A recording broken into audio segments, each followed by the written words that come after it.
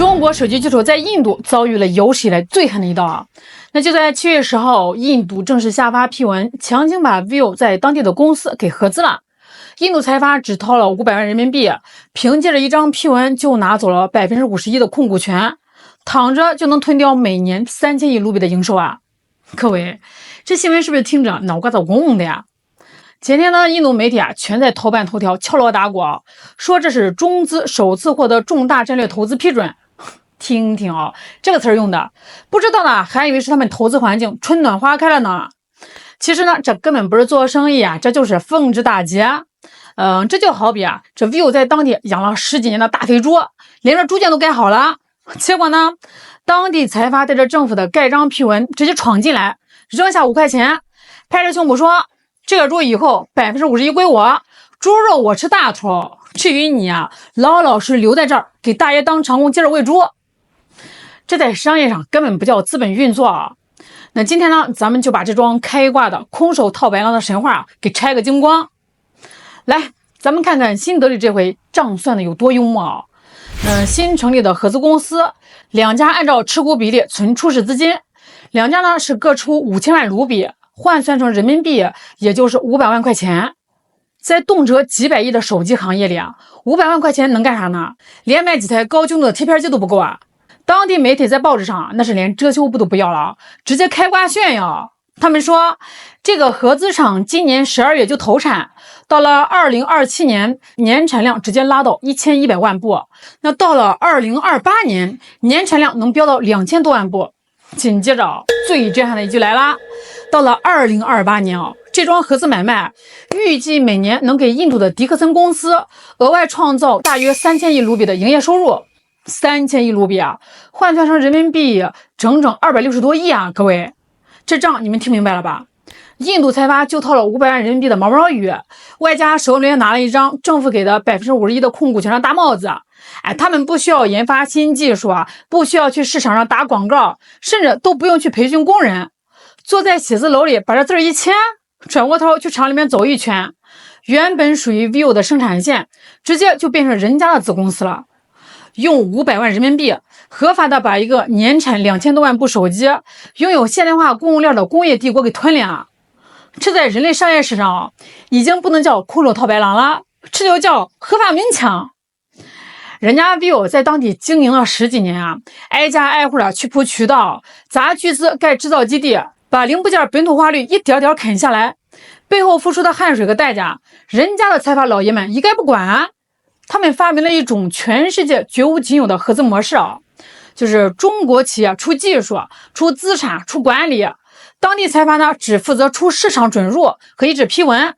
最后呢由他们躺在功劳簿上数钱。这操作真让人不得不服呀。那看到这儿肯定有朋友气得直骂娘，这 vivo 他是不是傻呀？这么不公平的条约为什么要签呢？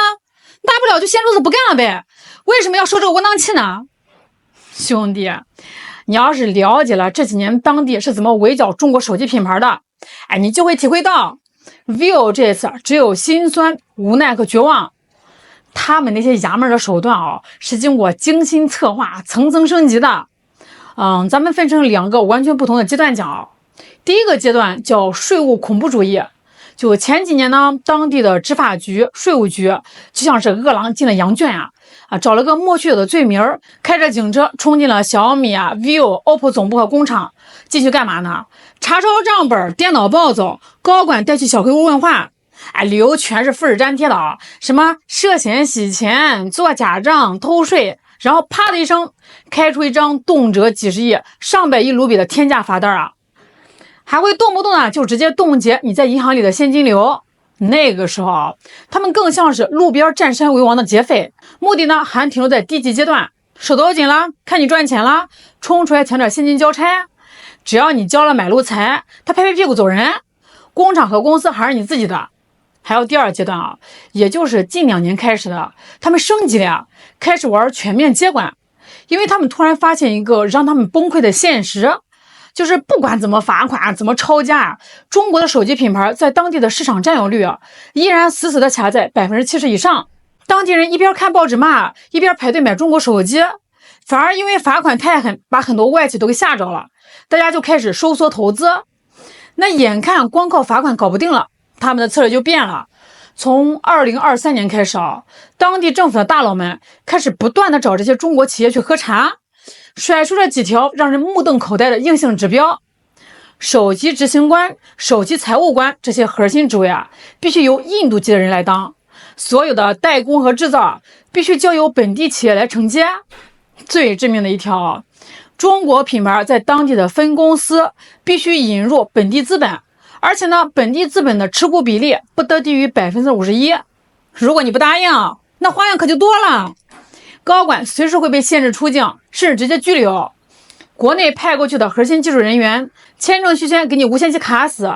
工厂急需的零部件许可证，能在海关卡你大半年，直到你的生产线彻底停产。这才是 vivo 这次流着泪签字的真实历史背景。这根本就不是做生意了，这是人家在动用举国之力的行政机器，把刀架在你脖子上，连人带椅子一块逼到了谈判桌前。vivo 让出这大半股权，仅仅是为了换取一张继续留在当地市场里呼吸的门票。这城下之盟签的有多憋屈只有当事人自己心里面最清楚了。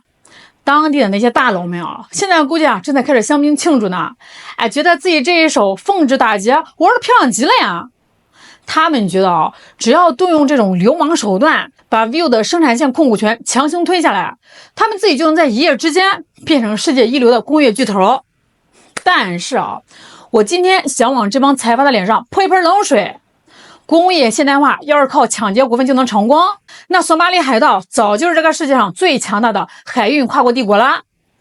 现在电子制造的供应链根本就不是你想的那么简单的。大伙儿得明白一个常识，像一台智能手机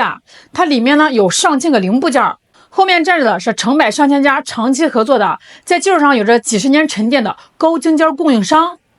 那这些全球顶级的屏幕厂商，以前之所以愿意死心塌地的跟着 vivo 玩，愿意给 vivo 最便宜的价格、最优先的配额，是因为什么呢？是因为 vivo 后面站着的是全球化的庞大市场，是每年上百亿雷打不动的研发投入，是几十年攒下来的商业信用。可是现在呢，这合资公司一成立，控股股东变成了本地的财阀迪克森。咱们看这帮本地财阀一贯的做派是什么满脑子想的都是怎么去骗政府的产业补贴，怎么把这个报表做得漂亮点，去股市上收割散户的韭菜，怎么把本地工人的工资压到最低。那至于所谓的产业工匠精神、长期的研发投入，对不起，那是下辈子才考虑的事儿。当这家公司的控股权变成了这样一个小农意识严重的本土财阀时现代工业极其脆弱的供应链生态立马就会发生剧烈的排异反应。你觉得那些全球顶级的技术供应商还会平白无故的给你这个新公司最核心的零部件配额吗？你觉得那些掌握着最核心工艺的技术专家还会愿意留在厂里面毫无保留的把这个核心技术传给一个随时可能卸磨杀驴的本地财阀吗？用强权和勒索抢来的股份终究只是纸面上的财富。股份能抢过来，但现在工业最核心的研发精神以及全球范围内的商业信任，那可是你绝对抢不来的。土匪要是不会绣花，那手里面的绣花针迟早要扎到自己的肉里。细看到这儿关于 vivo 这一次割肉求胜的惊天决定网上的财经大佬和网友们其实早就已经彻底的吵成两派，在评论区里针尖对麦芒。基本上大家的观点可以分成两个极其硬核的对立阵营。第一派呢叫彻底撤出派，那这派的观点非常刚猛一提到这个事儿就气得直拍桌子。他们主张中企在那种地方根本就不应该抱有任何幻想，那就是个地地道道的外企坟场，连可口可乐亚马逊这种全球巨头在当地都被扒过一层皮。那既然你今天敢明抢我51%的股份，明天你就敢把剩下的49%也给生吞了，中国手机品牌就应该展现出骨气，宁可把当地的工厂流水线全部砸了烧了，把技术人员全部打包撤回国，也绝不给当地人留下一条完整的生产线，让他们自己拿着泥巴去糊手机吧，用绝对的断供让他们明白现代工业离开咱们到底会变成什么样子。还有第二派叫影子操盘派，但另外一派搞商业分析的专家则认为 vivo 走的是一步极其清醒、极其无奈但又极其高明的战略忍耐期。大伙要知道当地是一个有着几十亿人口且还在疯狂增长的超级大市场那那任何一个想做全球前三的手机品牌，都不可能轻易放弃这块肥肉啊。vivo 已经在里面砸了几十亿的沉没成本，如果现在彻底空手撤出，那就相当于把10几年的心血白白送给了竞争对手啊。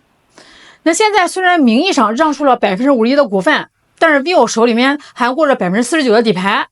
只要技术研发、核心零部件的供应主导权以及跨国供应链的组织大脑，依然牢牢的握在咱们自己手里。